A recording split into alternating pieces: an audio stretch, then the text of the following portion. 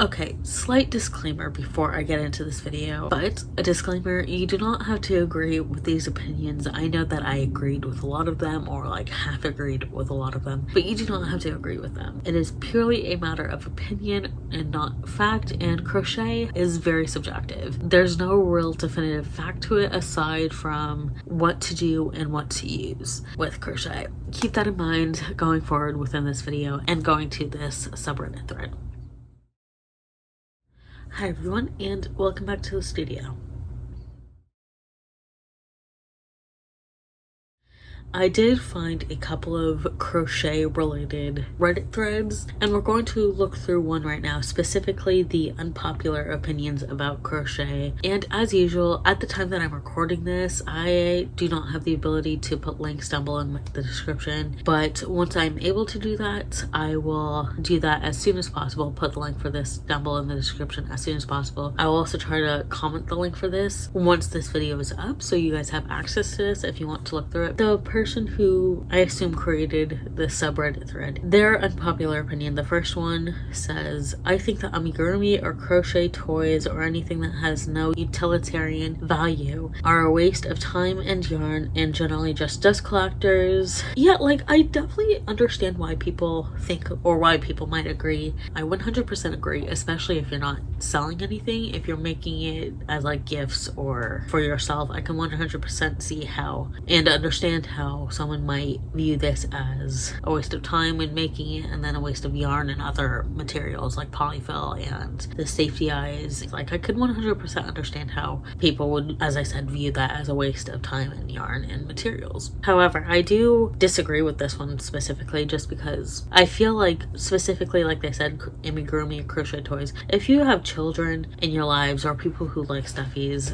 then it is going to be of use of utilitarian value in the sense that they will appreciate it. It really depends on who you're talking to, I think, as to what might be utilitarian. There was a post in a Facebook group that I'm in, and a crochet Facebook group that I'm in, that said that they get upset when they find out that something they made for someone else, crocheted for someone else, when they find out that it isn't being put to use. You know, when they put so much time and effort and put in a pretty good yarn or put in pretty good materials for it, when they find out that that is just being used as like decoration or just set aside and not being used. So that feels like it's kind of in that same vein where it's like if you make something that's utilitarian for someone, like a cup cozy or a coaster, and it's like you want to use it and you don't want it for display unless you don't care. I'm kind of in the middle. I can understand, and for me it really depends on who you're making the item for. First comment that I'm seeing after that is my unpopular opinion is that it's okay to not become advanced or even intermediate. I make blankets for my house and baby. I make scarves. I use single and double crochet. I also make socks and beanies, and I'm perfectly happy with that. At some point I might venture into mittens or sweaters, but I'm happy to just be a beginner forever because it's fun. I also have never used a pattern because I can't figure out how to read them. I just wing it. I do agree with that one too. I feel like there's so much emphasis in the crochet community. I'm new to crochet, and unlike this person, I kind of want to do more complicated things, and it's perfectly fine to not want to do complicated things in the crochet community. But I feel like there's so much emphasis on becoming advanced, on knowing how to do such complicated stitches and weaving items together. I feel like there's so much emphasis on being more advanced in the crochet community that it's like sometimes it's okay to, or not sometimes, it is okay to just enjoy the basics of crocheting and not want to go past that. That is perfectly fine, because there is a comfort in the basics. That is perfectly okay. And this is your little PSA. If you're getting into crochet, you do not have to learn the complicated stitches or weaving things together. You do not have to become advanced within a short period of time. Like, that takes time. This one I'm seeing, it's one of the later comments that I'm seeing, is I never do a gauge swatch and almost never block unless absolutely called for. You know, I kind of agree with this one actually, because most of the time when you buy yarn, there'll be a gauge swatch on the yarn label. Like with this one, this is Loops and Threads Impeccable Acrylic Yarn. This one has, like most labels will have a gauge swatch. This one is 18 stitches and 24 rows for something that is 4 inches by 4 inches or 10 centimeters by 10 centimeters. And I think at this point in time, with the crocheting community, it's almost kind of pointless to do a gauge when you're looking at a pattern, or when you're creating a pattern. I think it's almost kind of pointless to do a gauge, because most yarns, as I said, the label will have a gauge swatch, and when you're making a pattern, you can't guarantee what kind of yarn that person is using. And if you're doing like amigurumi or stuffed toys, a pattern for that, it's less necessary to do a gauge, because usually it's like kind of circular or circular-esque. So my unpopular opinion, adding on to this one, is I think it's kind of pointless to do a gauge swatch, because most yarns have one. And if it's something basic like a blanket, like a pattern for a blanket, then you really don't need one, because again, you can't guarantee what kind of yarn the person reading the pattern is going to be using. And as for blocking, this is in reference to granny squares. I also agree with this one, where it's like you don't really need to block unless it's called for, or unless you really feel like it needs to be blocked. As I mentioned in previous videos, I have quite a few patterns in the works that are granny squares, and they're granny square blankets, and in that situation, blocking the granny square isn't necessary, because you're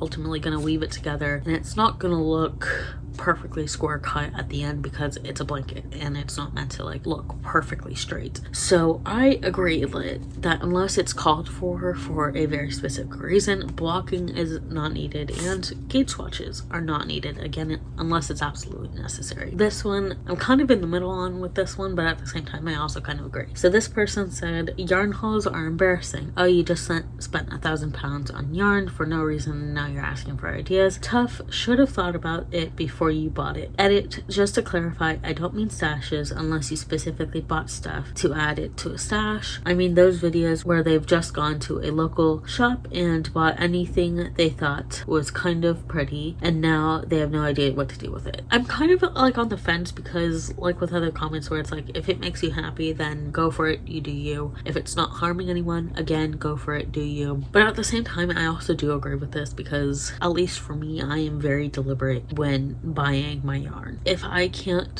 think of a pattern that I can use that yarn for, then I try not to buy it. And if I can't see myself doing that pattern within a reasonable time frame, I would say like 1 to 3 months. If I can't see myself using that yarn for a specific pattern within a 1 to 3 month time period, then I'll try not to buy it. And also too, like even if I have a pattern idea for it, and even if I can see myself using the yarn within that 1 to 3 month period, I really try to think of like, okay, do I actually have the time to do it? Like, can I actually set aside the time to work on this? I really try to be deliberate in buying my yarn and what I buy. Let's see, how much is £1,000 in dollars? That's about 1,300 US dollars. So it's like, yeah, I cannot see myself spending that much money on yarn in one go without good enough reason. Again, I'm kind of in the middle, or like I said, if it's not hurting anyone and if it's making you happy, go for it. But at the same time, for me at least, I'm very deliberate with my yarn choices, so I do agree with that person. The next one that I'm saying is, you shouldn't sell your items if you're still learning basic stitches. Also, if you're slow, like 150 hours for a throw blanket, you probably shouldn't charge an hourly rate. Work out your craft before you try to charge hundreds and hundreds of dollars for a throw blanket. Okay, so to kind of address the first part, you shouldn't sell your items if you're still learning basic stitches. I kind of agree to an extent, you know, where it's like, if you're still learning the basic stitches, as in single, double, and treble, and then like the halves of those, like half double and half treble, then like if you're still learning that, the half stitches to a lesser extent. But again, if you're still learning basic stitches, then I do think that you should get a handle on those stitches before you start selling, and also get a handle on your tension and your pacing of everything, because different tensions, different pacings can affect the way a piece looks, especially if it's amigurumi or a stuffed toy. Definitely get the basics of crochet down before you start selling things. But if you have like a good handle on the basics, you don't necessarily need to know how to increase or decrease stitch, or how to make things into a circle or like a sphere for a plushie. You don't necessarily need to know like advanced techniques to sell your items. You just need to know the basics and have a good handle on the basics, which is what I think this person is saying, but I wanted to get that out there. You just need to know the basics. Also, the second part, if you're slow, like 150 hours for a throw blanket, you probably shouldn't charge hourly rates. blankets. I do agree with that one. And when I'm calculating like the amount of time it's like taking me to do like a granny square blanket, I am kind of on the slower side when it comes to crocheting. I'm not super slow, but I am on the slower side, like I said, when I'm kind of adding up generally how much time I'm taking to work on like the granny square blanket. I'm working on the baby one. I'm not gonna go with an hourly rate for that one because it is a baby blanket and it's granny squares, and with that one I'm just gonna go with the weight of the amount of yarn used rather than an hourly rate, because like I said, when I was doing like a general time frame, I'm not finished with it and I'm not one to really keep track of how long it's taking me to do something. It maybe takes me like 30 minutes to complete a granny square on average. When I was adding that up, it was maybe like 300 hours